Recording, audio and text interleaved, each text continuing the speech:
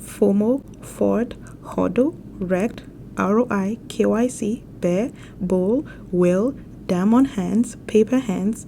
If all of this sounds very strange to you, welcome to the crypto world. These are just a few crypto terminologies that every crypto investor should know.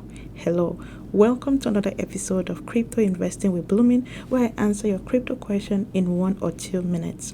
If today is the first time we're meeting, hi, I'm Blooming Amorin, your money coach. So let's jump straight into today's class. What is FOMO?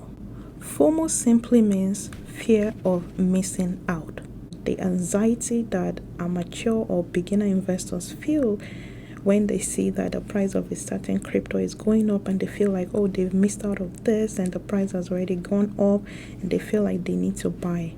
Let's say, for example, Cardano, which is also known as ADA, the current price is hovering around 50 cents now, and all of a sudden this goes up to maybe $1, $1.50 or $2 or even $3, which was around Cardano's all-time highs.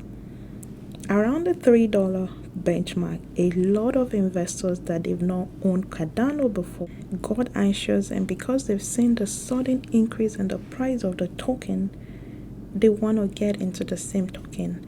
And what usually happens is that immediately they get into the token, immediately they buy the token, the same price that was just going up is now going to go down.